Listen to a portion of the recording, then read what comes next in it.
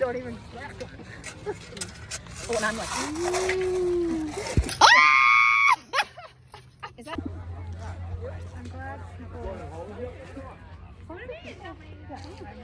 Joanna is documenting. Hey, Joanna. Hi, Joanna.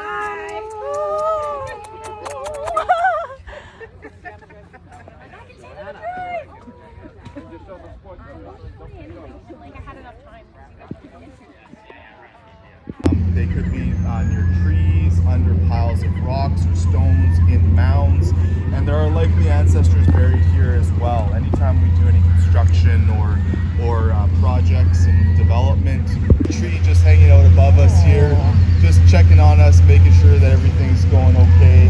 Probably waiting for some food that will unearth. And it's great to have somebody here, and your nephew and your son, your nephews and your son as well. Yeah, great to have people here who know the land and grown up on the land. I'm not from here, so I'm always learning. And I'll just share.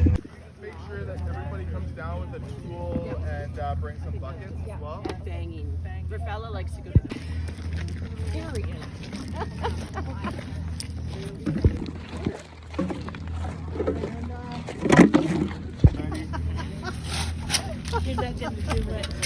Stand on the stone.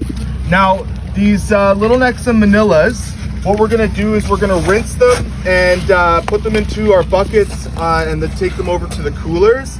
And these need to sit overnight at least in salt water to purge, because how these feed is that they've got a siphon which takes in water on one side of it, expels water on the other side, and they take in sand with that as well. So if you eat these right away, they'll probably be filled with sand, or a little bit of sand at least. So if you let them sit in salt water, like ocean water, overnight, they're gonna be like 90-95% clear of sand. If you let them sit for 2 days, 48 hours, like 99.9% of the sand is gone. So I like.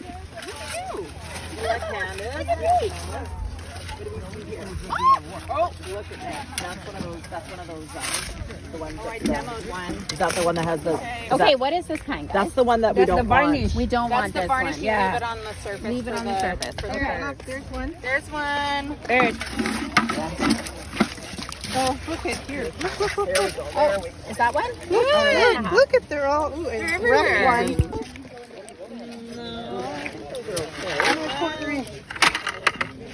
It's good. You're good? I'm going to take a picture. Just like Joanna. Oh my God, there's one of those worms. What? It's really awful. It's food. No, I think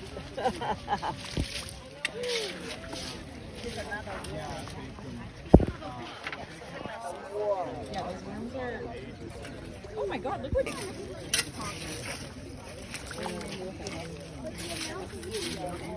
You guys want to move our base? Yeah. Yeah. I thought I was closer that one.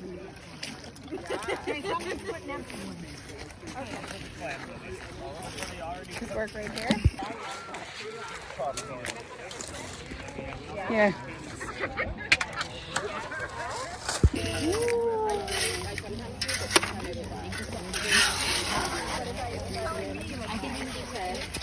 Here, Joanna. Oh yeah. Should I feel sometimes I call you out? For your hand.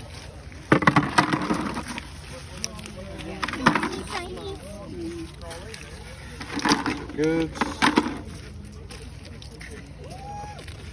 Because we can come back and dig this next year and it'll be twice as big, right? So we want to also, I mean, you know, you ideally want more meat than shell, right? So when it's about this size or bigger, then you're going to get a good amount of meat out of there. And you know, so what I was sharing with the other groups, I forgot to mention this, ghost clams. So you'll find a clam that feels weighty, it feels like it's got, you know, meat inside of it. It looks like it's sealed shut, but then you could put it into your steaming pot and it pops open filled with sand and it ruins the whole batch, right? So you want to really watch for those. I was mentioning, I was cooking up some clams on Saturday and I checked our clams like 4 times. You know, we put them in, kind of knocked them against the side, When we rinse them, we put them into a bucket and swish them all around with fresh water. And usually the majority of the dead ones pop open then when they bang against the other ones and against the side. But even when I was cooking them on Saturday, there was one or two that were, when I was rinsing them, I take them like this. And when they spit out all kinds of stuff inside of like inside of the clam. So the outside of the shell gets kind of covered in like a mucus and a little bit of sand. Not really. Anyways, I'll show you a picture in just a second. That's a good one. Right. What? Oh, you jerk. Okay. I was about to scream. Okay. It's okay. It's coming. Coming. What do you think about that snail doing the whole? Yeah. Badass. Those are the moonshots. Yeah. I don't see any here, but you will. Like you said, in May they come up. I don't like snails. I don't like that. Okay.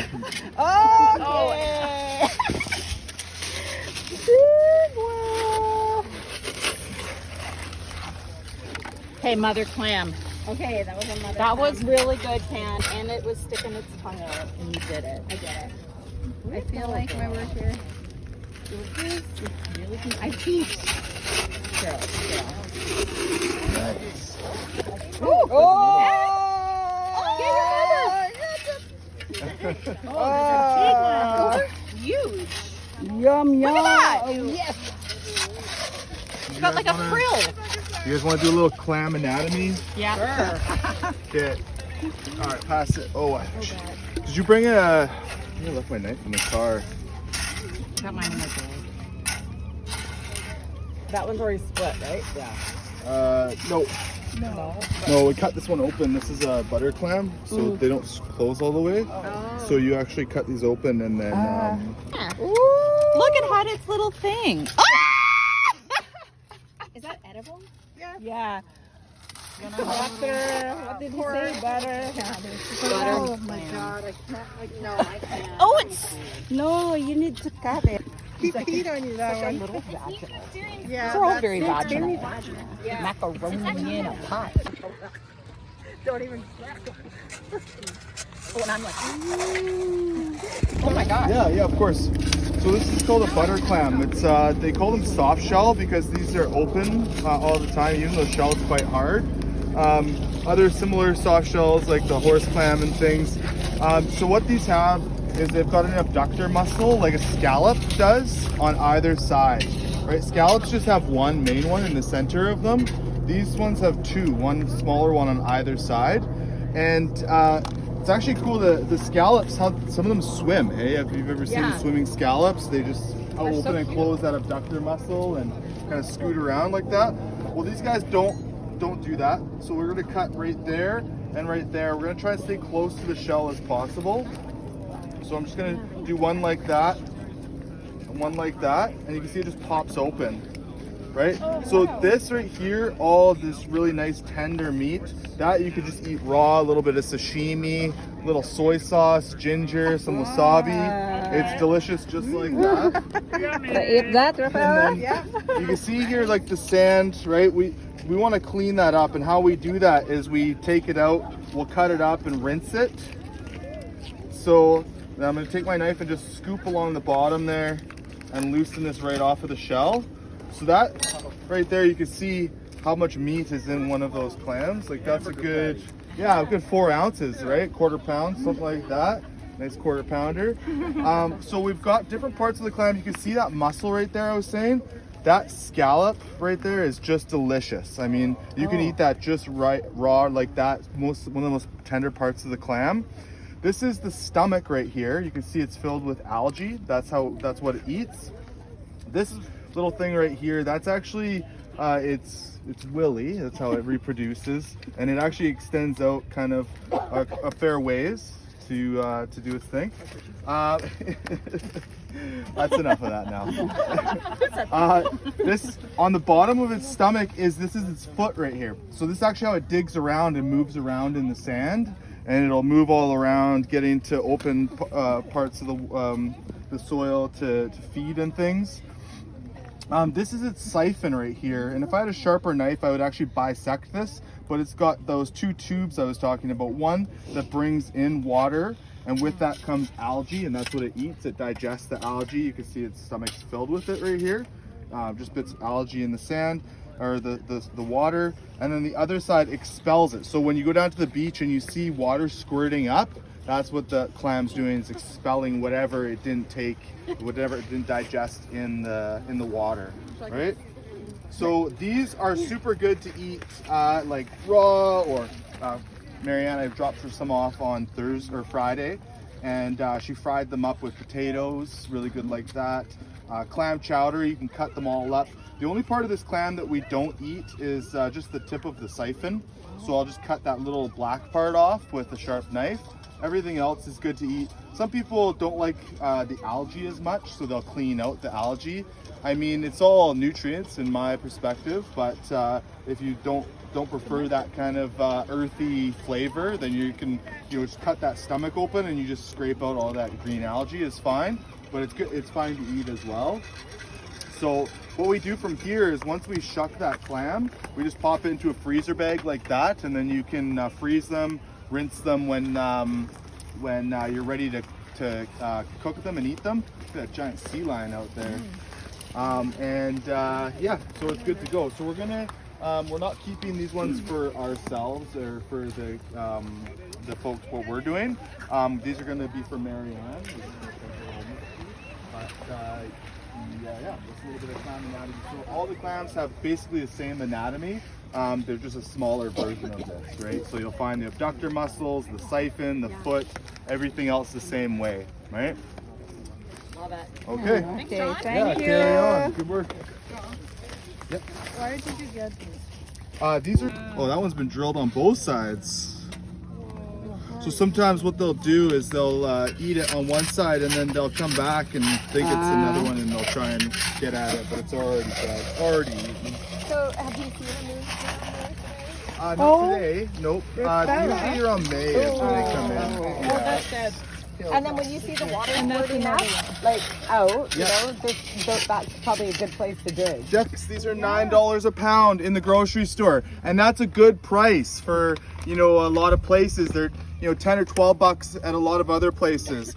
The other thing too is I love fresh seafood, so clams might have been sitting in a styrofoam tray for a day, 2 days, dead on the shelf by the time you get them. So these will be fresh, still in salt water just shortly before we cook them. So it's an amazing gift, to the community, to families, to be able to take care of them this way.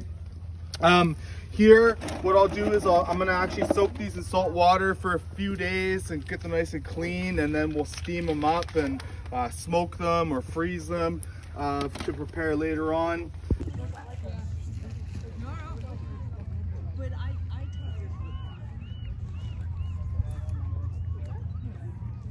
Dog can actually go sit on the piano. She's got her piano. She's old too. All sorts of stuff. Sassby? She's just a honey sweet to sing. She's got terrier and Those be the Beyond Meat ones? Yeah. You want cheese on the Beyond Meat? Yeah, I don't get them. No. No? I don't. Does that seem...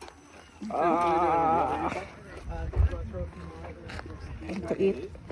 And all of you for coming out here and immersing yourself in the learning, really engaging with it and working with a really good Eitschwallow and a good mind, good heart as we did our work today. I could really feel that from everybody. Lots of smiles and squeals and chatter between